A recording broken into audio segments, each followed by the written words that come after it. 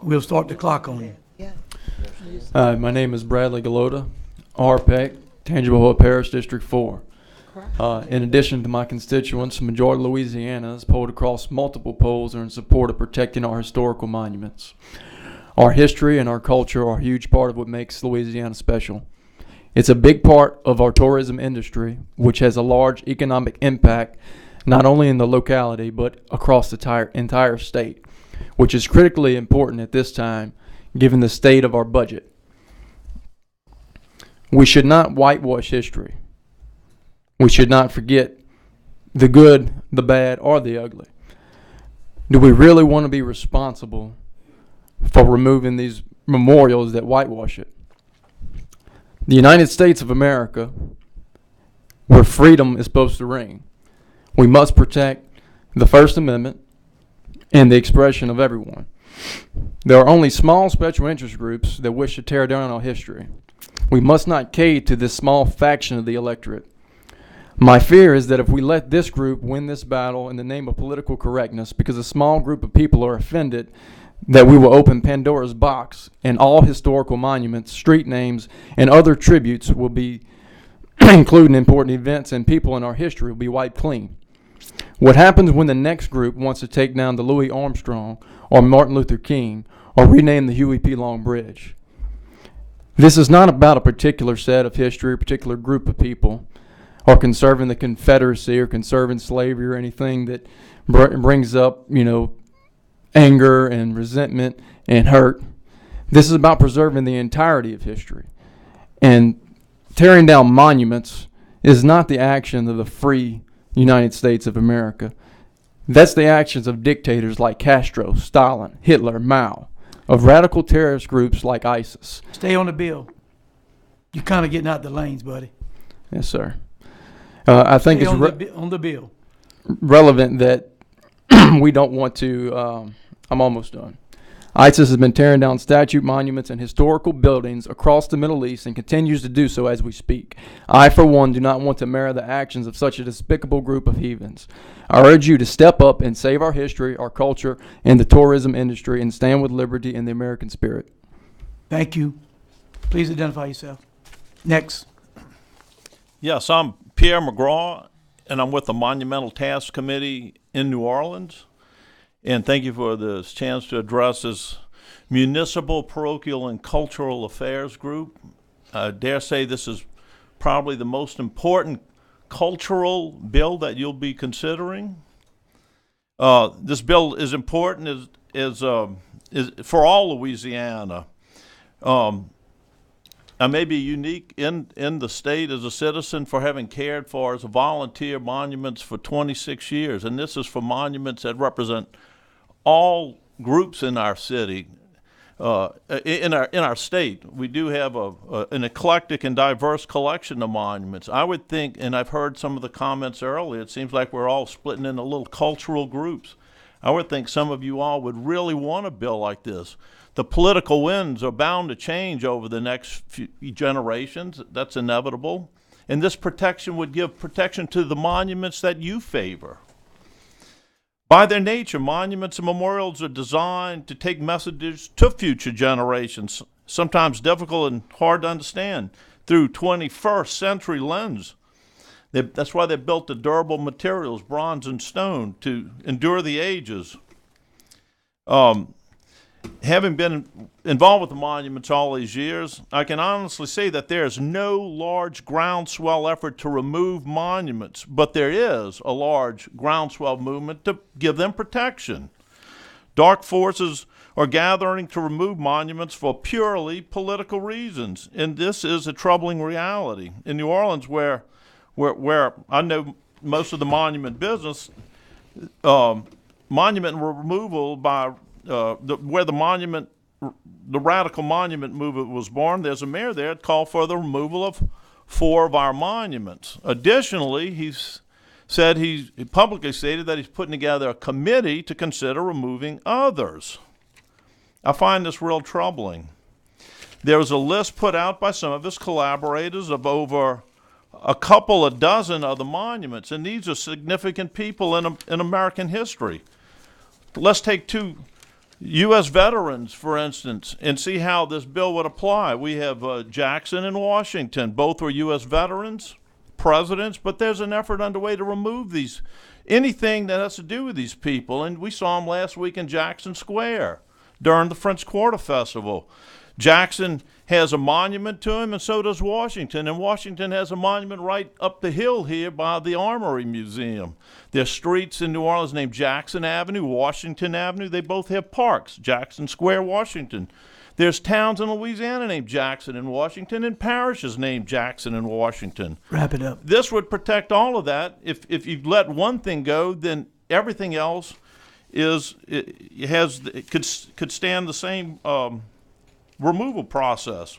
So I ask you, not only should you do the right thing and vote in favor of this bill, you should be encouraging your legislative colleagues to be supporting it as well, because this is good for Louisiana. Thank you very much.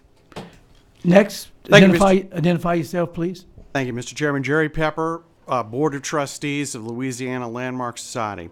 Good morning, fellow representatives. Thank you for the opportunity to speak before you this morning. Louisiana Landmark Society is a historic preservation organization formed in 1950, headquartered in New Orleans in the famous Pitot House Museum, with members in New Orleans and throughout Louisiana, whose mission is to focus attention on Louisiana historic landmarks as living remains of our history and physical reminders of the heritage bequeathed to us by our forebears, to promote their preservation, and to arouse public opinion when their loss or destruction is threatened.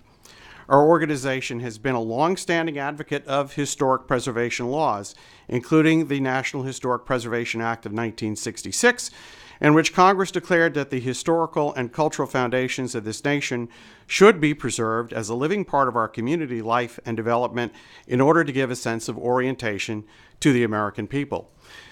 Many of you who are serving on this committee today are perhaps unaware, but at one point, the United States government, the Department of Transportation, threatened to put an expressway through the heart of the French Quarter. Our organization fought successfully over many decades to stymie that effort by the city of New Orleans. We are an organization of dedicated volunteers and advocates for the cause of historic preservation in Louisiana. And what I'd like for you to understand is, though many municipalities have been converted to the cause of historic preservation, there are vast areas of Louisiana, Grant, Wynne, LaSalle parishes, that don't have the resources necessary to mount a preservation effort, that don't have the finances necessary. So this bill is an important tool in the arsenal of preservationist tools that can help preserve Louisiana's rich cultural heritage, history, and landmarks in areas where there aren't deep resources like Shreveport or Lafayette or even New Orleans.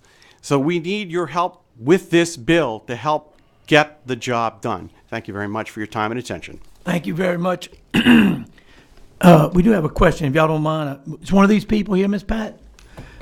Representative Smith for a question. Thank you. The gentleman that just finished talking, what's your name? Mr. Pepper. Mr. Pepper, in 1950, how many African Americans served on that committee? In the 1950. On the committee itself, or as members of the organization? Served on the committee, who made the decisions, and as members of the organization, both. There were a handful of African Americans who were residents of the French Quarter who helped in our cause. Free people of color. Free people of color. Well, if you want to go with free people of color, certainly, but I believe there were African Americans then too. They were not called that then, but anyway, in 1950. So how many serve now on the committee? We have, I believe, 15 members, and we're about to replace a handful of our board members because we serve in rotating terms. 15 members, but how many on the committee that make the decisions? Is it 15? We don't have a committee. We have a board of trustees. Well, how many on the board? There are 15 members on the board of trustees. And how many are African American? Well, that's a good question. If you were to look at my DNA, Under the old laws of Louisiana, I would qualify as an African American. Sir, I went to school with mulattoes. I went to school with the whole 9 yards. I'm very old, so I can tell you I know all the 9 yards of that. But how many are serving? How many are actually African Americans that serve on the board? Presently, we don't have any, but we have 2 who are under consideration Thank right you. now. I appreciate it. Thank y'all very much. We have some more members coming up. Hold up. We do have another question. Hold up. Representative Glover. Thank you, Mr. Chairman. Mr. Pepper, Yes, sir. you referenced that the feds at some point in time encourage preservation. You made a reference to the feds at some point in time encouraging states to preserve their monuments. Did I hear that correctly? No, if we were talking about in the 1950s and 40s when the federal government wanted to put the interstate highway, the Riverfront Expressway, through the French Quarter. No, I'm not referencing your interstate reference. You made a reference to at some point the federal government encouraging preservation of monuments and Yes, sir, landmarks. with the 1966 Act under the Johnson administration. The 1966, what's it called again? It's the National Historic Preservation Act of 1966. Encourage preservation. Correct. Did they require it? An absolute requirement? No, sir. Did they set up a federal commission that would require states to come back and check with them and get their approval or waiver before they could take action at the state level? Yes, sir, with respect to national monuments and parks. But those were placed on those lists because those states sought that designation for those types of facilities, correct? Not necessarily. Private individuals can also seek to have buildings or monuments, landmarks nominated. And for example, In Louisiana right now, there's 55 of those, correct? at least Right, well, 55 that are on the National Register of historic places. Correct. Yes, sir. And so that gives a special designation that obviously, but now there are lots of them that are not, that are covered by the language that was not only referred to in 1966, but also what's referred to in this bill. So I'm asking you, had you had a broad application of the type of language that's in House Bill 944 applied within the Act of 1966 that would have established a federal commission that would have required the states to come and get federal permission or a federal waiver in order to be able to do the same things that are called for in House Bill 944, would that have been a good thing?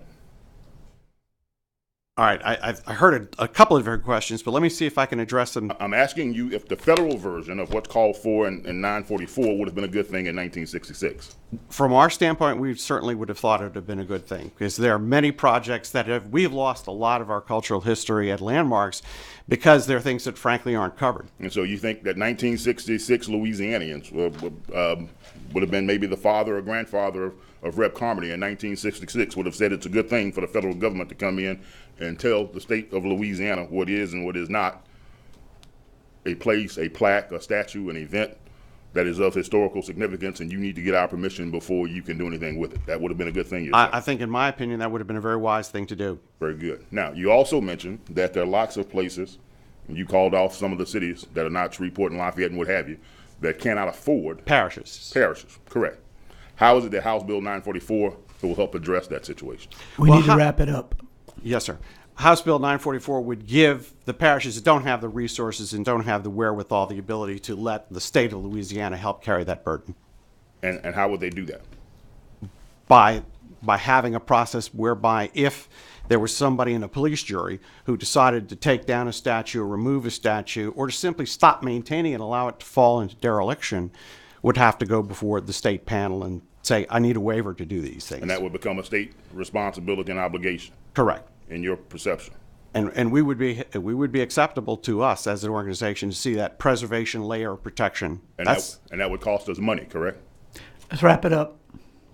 I can't speak to the fiscal impact in the state. I'm not a state fiscal auditor, but I'm certain it's got to cost something. Okay. No, Thank you. no, there are no free lunches. Thank you, Mayor. All right. We do have one more question, and she's going to be very, very short. Love you. Representative Norton. Thank you. To me, it is so important that our tax dollars reflect all of us as a people and not just one-sided people. Speaking and hearing you speak in reference to the arts and in New Orleans, would I be correct to say, and correct me if I'm not, would I be correct to say your birth certificate says that you are an African American? No, as a matter of fact, my birth certificate does not reflect the fact that I'm an African American because, as we all know, back in the 1950s, nobody was checking DNA. But now you've not upgraded your birth certificate to validate who you are? Because I heard you make mention that you could be considered as African American. As a matter of fact, under the old racial laws in Louisiana, that 1 drop of black blood was enough to make you non-white. I could definitely do that. So you're there now with 1 drop of blood?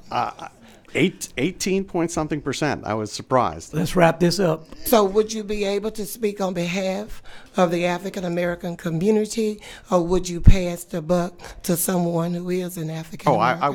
I would not Okay, propose to okay, speak on behalf Got to of stay on the the bill. Thank you. Thank you, Mr. Chairman. Representative Norton. We done? Representative Hilferty. Oh. Thank you, Mr. Chairman. Mr. McGraw, I'm on the internet right now, and I just found an article from your group, and I appreciate your work preserving these monuments over the past 26 years. I know that is a large task, and it's a thankless task for the most part, and that the monuments that you preserve are across the board. And your group mentioned the idea of putting these statues in context, and I think that's really important. I think what we've seen, Rep. Bowie and I are the two lone Orleans Parish reps on this board. I think we all know that this is specifically in reference to Orleans Parish, and that was the genesis of this, and furthermore that it was the genesis of the horrific actions in Charleston, South Carolina, that really sparked off this whole thing. So really a lot of history has been unearthed in this, and a lot of sensitivities, and I certainly understand both of those, but I just wanted to thank your group for the work, and also thank you for reminding us that there is a contextual basis for these, and that needs to be looked at. And I would hope that whatever happens as a result of this, and I do plan on supporting this bill, and I will support this bill, but that these statues be put in a contextual place and shown where they relate in history. So I appreciate your work, and I plan on supporting the bill. Thank you. Thank you, Representative Thank you Hilferty. very much. We have another question, Representative Bowie.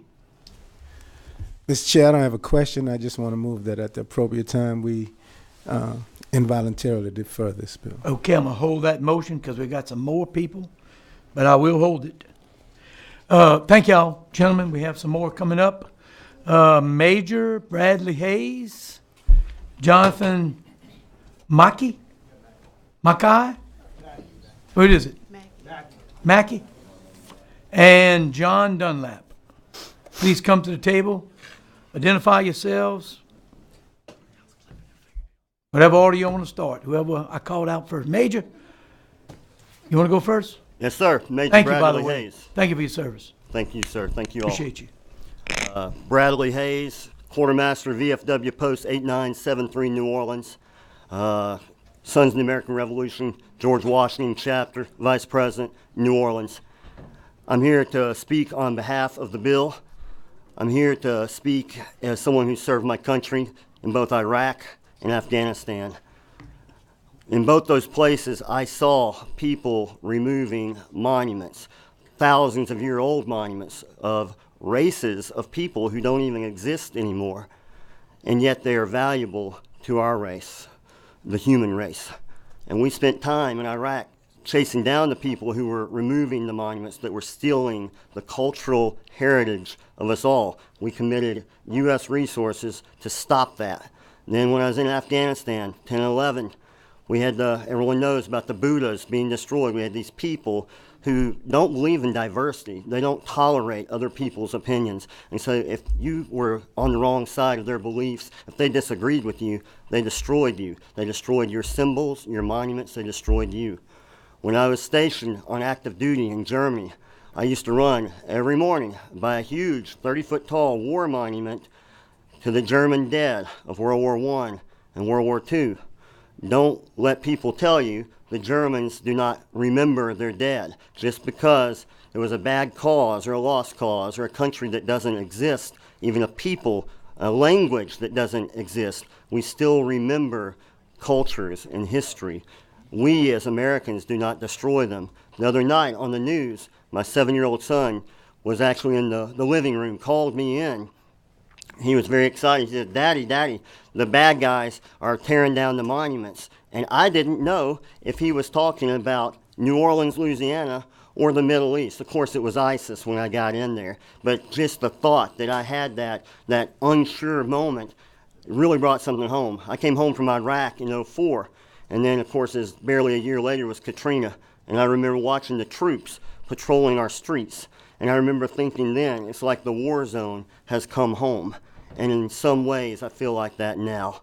It's very shocking to me that we're having this discussion. Every one of us, when we go into basic training, the first thing they tell us, they say, there's no black or white here, there's green, and you're all brothers. And that's how we all, in my culture, the military culture, we look at it.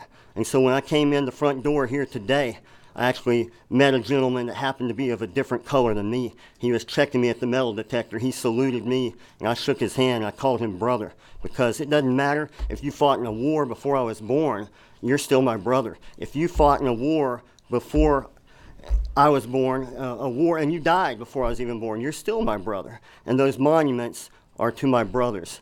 And I ask you to please protect the monuments. Thank you, sir. Next.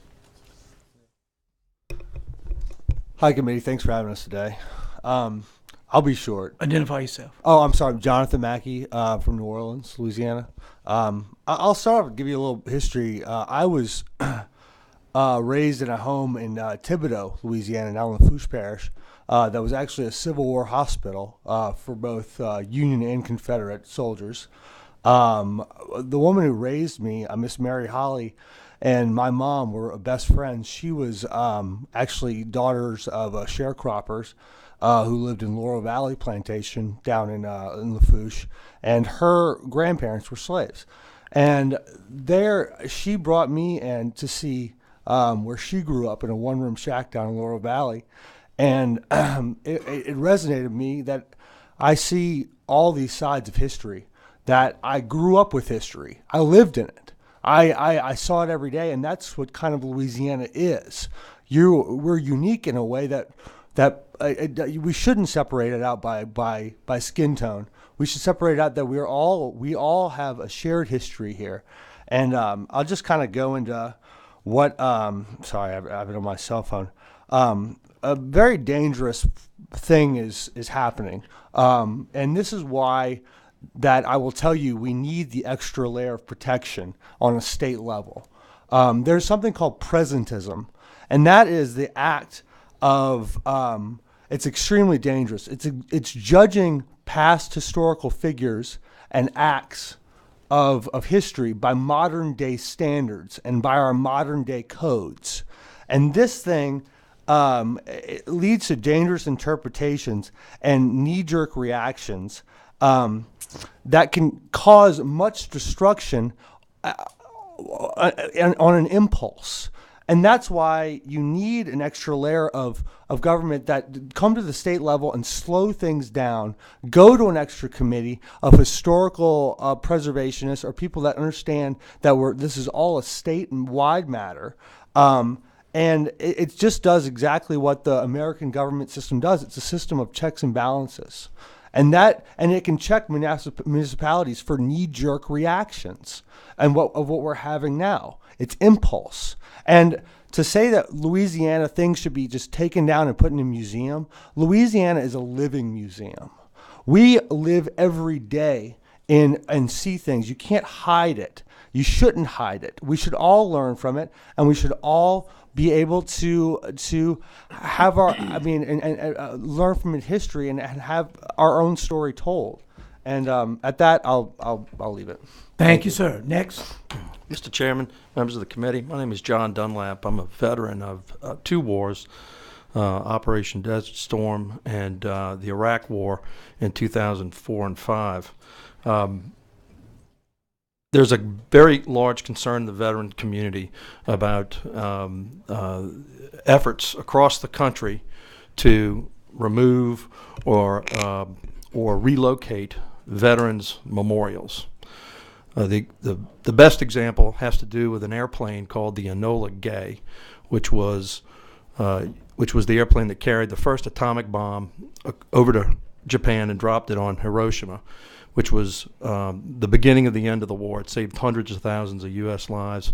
It was the very symbol of American air power for years. It hung proudly in the Smithsonian Institution on the National Mall until about 2004, when the pressure was so great on the board of directors of the Smithsonian that it was a controversial exhibit for for using an atomic weapon against another country, that it was relocated to a dusty hangar in the suburbs of Virginia. You're seeing this type of presentism, as Mr. Mackey just referenced it, and you see it happening today. This bill would protect veterans' monuments across the state, and it is an extra level of protection to keep people from communities from relocating veterans' monuments. One concern. The folks here from the Orleans Parish and other parishes along coastal Louisiana have seen a large Vietnamese American population growing there in the fishing industry, other industries. What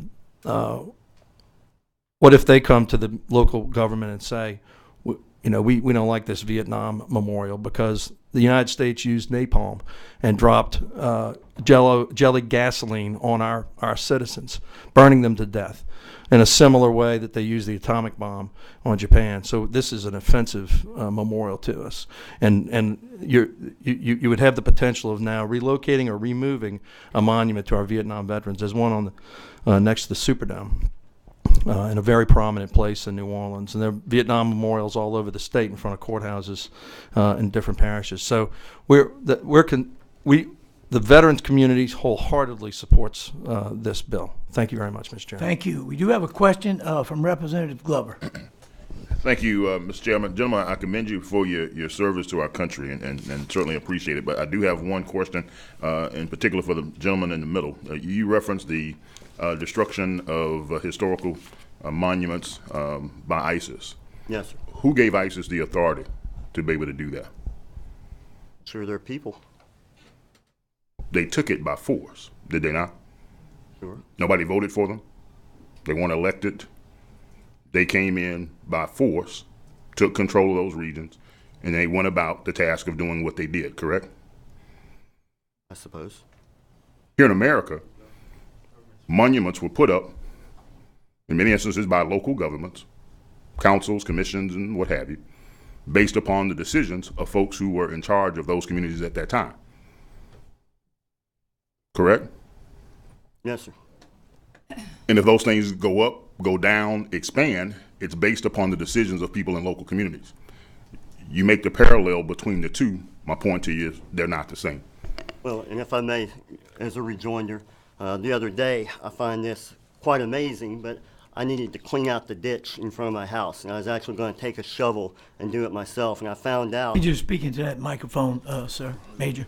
I found out that I have to go to Baton Rouge to actually shovel out my own ditch because it's an environmental thing, because, it's the environmental resources for the whole state, and we're all in it together. Just like the cultural resources of the state, we're all in it together. And so just because I can't turn a spade of dirt in my own yard because I'm in the coastal zone, and I have to come to Baton Rouge to a state entity that regulates that to get permission to do so, I would say by the same standard, it's very important to protect our cultural resources for all of us. But you would apply that same coastal standard to Shreveport because it's good for the state? I believe DEQ is statewide, yes, sir. You don't have the same requirement in Shreveport. Again, I'm going back to your point of trying to parallel these two situations to what's happening with ISIS and what's being discussed here in America. What's happening in our local communities is reflective of the decisions of the citizens who live in those communities, who, just like in the 1800s when the United Daughters of the Confederacy decided that they wanted to go on their campaign of putting up monuments to the Confederacy and what have you, they did so with the support and the approval of the people who were the leaders of those communities at that time. It just so happened that there were folks who looked like me who were not a part of that process. Now, they may have looked like the gentleman who is the 132nd or the 136th, and he may have had a chance to pass and participate, but there are vast numbers of folks who did not. And so now that you find yourself in a situation where there are people who can be a part of that discussion and dialogue at the local level, what I'm trying to understand from you, How is that the same as ISIS coming in, not being voted for by anybody, not being elected by anybody, but using simply the brute force, or as this bill references, the police power of the legislature All right, let's to wrap come in it and up. impose its will at the local level? How is that a good thing? If I may respond, sir, I think this actually encompasses Representative Bowie's earlier point, that why is it important now? Why has this never been done before? And in my knowledge, we as Americans have never gone around tearing down people's monuments. We build monuments, and that's what makes us different than ISIS. We build things up. We don't tear things down. And that's what I told my 7-year-old son. That's what America's about. Thank you, sir. We appreciate it. Thank you, Rep. Glover. Appreciate it. Are you finished? I'm gonna let it close at that. Okay, thank you so much. He mentioned his 7-year-old son, so I'm gonna. All right, good. Thank y'all, gentlemen, for being here. We appreciate it. Representative Carmody, you can come to the table. I'm going to read in the rest of the cards. These are people who do not wish to speak but are present and in support. Kyle Cope, Susie LeBrie, Ann Red, Lieutenant Colonel Chris Sanakis, a West Point Alumni Association. Okay, you and Governor Edwards. And Bill McCann. We do have 2 cards that are in opposition, wishing not to speak. Brandy, Melissa, and Rodney Braxton. And we'll give Representative Carmody an opportunity to briefly close on his bill. Thank you, Mr. Chairman. I appreciate you giving me. You got what, baby? I'm gonna make it as quick as I can. He's gonna make it. I'm gonna make sure he's quick. Yes, ma'am. In the lanes. Thank you, Mr. Chairman. Thank you, committee members, for y'all's attention today and the questions that you've asked. Again, the intent of House Bill 944 is to try to make sure that we do preserve what is our unique history. I equate it to this. I love history, and I was asked by Representative Hooval if I was a historical scholar. No, sir. I'm just a student of history, but I enjoy all of it. I enjoy learning because it helps me kind of understand the context in which all of us are here today. In Louisiana, we pride ourselves on our gumbo. Think about it. That is one thing that people come from all over to enjoy. And gumbo is made up of many, many different things. But if we've got someone who doesn't like okra in their gumbo, and they say, take the gumbo, take that component out of the gumbo. Well, I know other people that tell me they don't like shrimp in their gumbo. Take that out too. And if everybody then takes out what they don't like, what we end up with is a very thin, bland soup that no one would think was desirable or even wanted. What I am asking the committee to do is to move this bill favorable, to bring it to the floor for a discussion. I think it is important, and I think it deserves that hearing. Thank you, Mr. Chairman.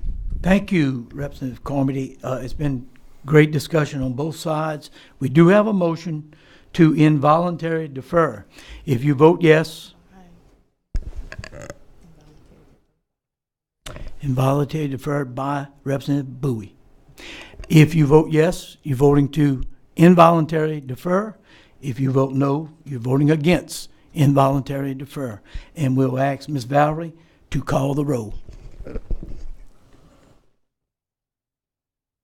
I guess I better put you on too. Representative Billiard, Representative Bowie. Votes yes, Representative Davis. Votes no, Representative Dwight. Votes no, Representative Edmonds. Votes no, Representative Glover. Votes yes, Representative Hilferty. Votes no, Representative Huvall. Votes no, Representative Jenkins. Votes yes, Representative Lyons. Votes yes, Representative Marcel. Votes yes, Representative Norton. Votes yes, Representative Pugh. No. Votes no, Representative Richard. Representative Smith. Votes yes, Representative White. Representative Wilmot. Chairman Berthelot. No. Votes no. It is a tie. 7-7. The bill dies. members.